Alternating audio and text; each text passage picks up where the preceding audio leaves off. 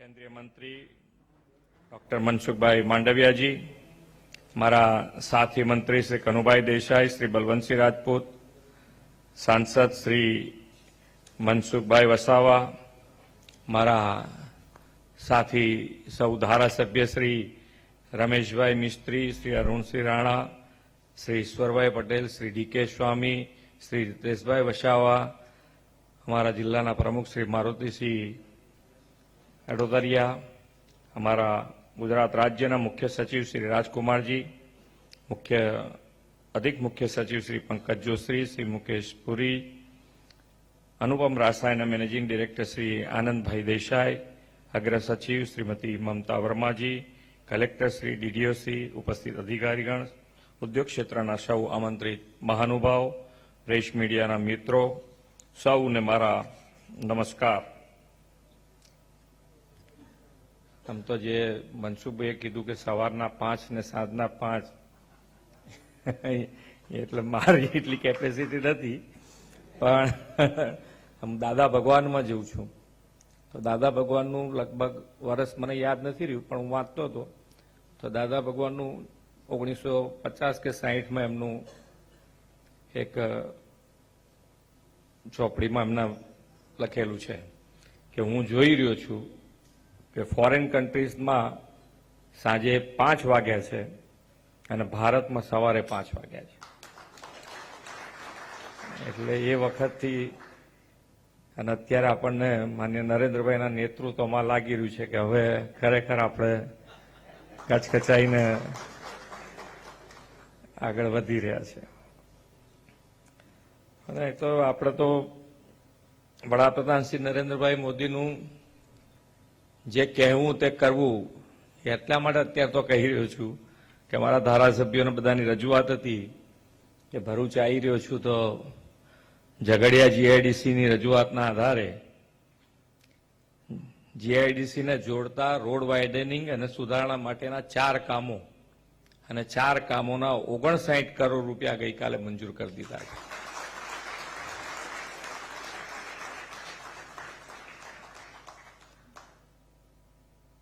આપણા વિશ્વના સર્વાધિક લોકપ્રિય નેતા અને યશસ્વી વડાપ્રધાન શ્રી નરેન્દ્રભાઈ મોદીએ વિકાસની રાજનીતિથી ગુજરાત અને દેશની કાયાપલટ કરી છે। આજે વિશ્વના દેશોની નજર ભારત તરફ છે, કેમ કે આદરણીય પ્રધાનમંત્રીશ્રીના નેતૃત્વમાં ભારતમાં એગ્રીકલ્ચર, સર્વિસ સેક્ટર અને ઇન્ફ્રાસ્ટ્રક્ચર દરેક સેક્ટરનો ગ્રોથ નવી ઊંચાઈઓ પાર કરી રહ્યો છે। ગુજરાતની ડબલ એન્જિન સરકારને વડાપ્રધાનશ્રીના વિઝનરી નેતૃત્વનો લાભ પાછલા 2 દાયકાથી મળે છે। આદરણીય શ્રી નરેન્દ્રભાઈ ગુજરાતના મુખ્યમંત્રી તરીકેના તેમના કાર્યકાળમાં એક નેમ રાખી હતી કે વિશ્વમાં જે બેસ્ટ હોય તે ગુજરાતમાં હોય।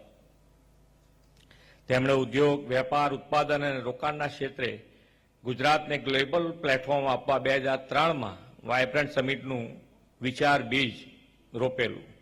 વાયબ્રન્ટ સમિટ 2003ની શરૂ થયેલી પરંપરા વડાપ્રધાનશ્રીના દિશાદર્શનમાં 2 દાયકાની સફળતા પાર કરીને 2024માં ગેટવે ટુ ધ ફ્યુચરની થીમ સાથે આપણે વાયબ્રન્ટ સમિટ યોજી રહ્યા છીએ।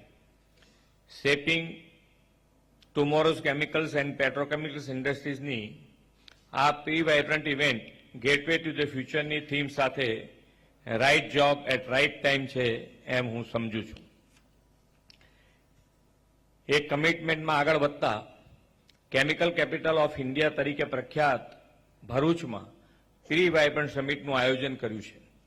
ભારત આજે વર્લ્ડની 5મી મોટી ઇકોનોમી છે, તેના આ અમૃતકાળમાં 3જી મોટી ઇકોનોમી બનવા માટે વડાપ્રધાનશ્રી હમણાં સુરતમાં જ કીધું હતું કે અમે 3જી વખત બેસીશું અને 3જી ઇકોનોમી પર ભારત દેશને લઈ જઈશું।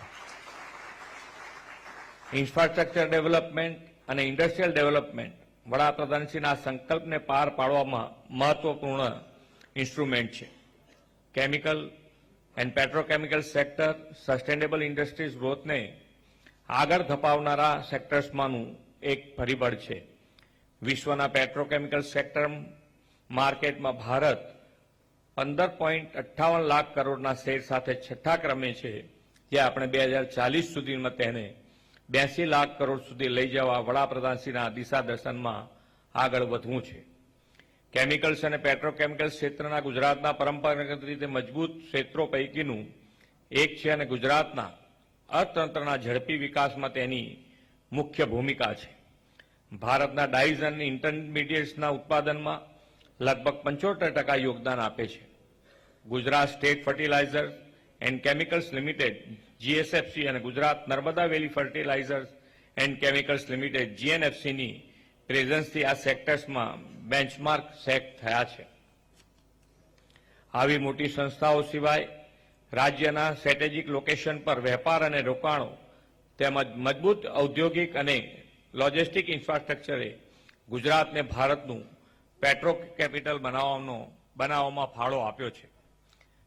દેશની કુલ નિકાસમાં ગુજરાતનો 33% હિસ્સો છે, જેમાંથી માત્ર રસાયણ અને પેટ્રોકેમિકલ્સનો ફાળો લગભગ 60% છે. ડેરિવેટિવ્સ, પ્લાસ્ટિક અને poly manufacturing, dyes and pigments clusters અને ડાઉનસ્ટ્રીમ કંપનીઓ ગુજરાતમાં છે. તેના કારણે ઉપલબ્ધ બજારોનો લાભ આ ક્ષેત્રને સારી રીતે મળી શકે છે અને આ સમગ્ર વેલ્યુએશનથી ગુજરાત પેટ્રોકેમિકલ્સ અને કેમિકલ્સ સેક્ટરનું હબ બનવા સજ્જ છે.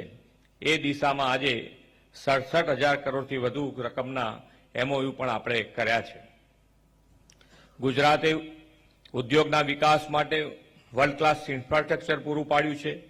ઉદ્યોગના વિકાસ માટે વર્લ્ડ ક્લાસ ઇન્ફ્રાસ્ટ્રક્ચરની ગુજરાતની સિરમોર સિદ્ધિ દહેજનો petroleum chemicals and petrochemicals region PCPIR છે. આદરણીય વડાપ્રધાનશ્રી એવા આગામી સોચ ધરાવતા દ્રષ્ટિમંત નેતા છે કે તેમણે તત્કાલીન કેન્દ્ર સરકાર પેટ્રોલિયમ એન્ડ કેમિકલ્સને ઇન્સેન્ટિવ્સ આપવાની પોલિસી જાહેર કરે તે પહેલા જ આગોતરું વિચારીને દહેજને PCPIR તરીકે ડેવલપ કરવાનું વિઝન વિકસાવેલું, જેને પરિણામે આજે કેમિકલ અને ફર્ટિલાઇઝર્સ મંત્રાલયે સમગ્ર દેશમાં જાહેર કરેલા કુલ 4 PCPIR પૈકી દહેજ એકમાત્ર ઓપરેશનલ PCPIR છે. કેમિકલ ઉદ્યોગને પરિણામે એન્વાયરમેન્ટને અસર ન પડે તેનું પણ ધ્યાન ડબલ એન્જિન સરકારે રાખ્યું છે. ડીપ સી પાઇપલાઇન દ્વારા પ્રદૂષિત પાણી દરિયામાં દૂર સુધી છોડવાની વ્યવસ્થા દહેજમાં વિકસાવી છે.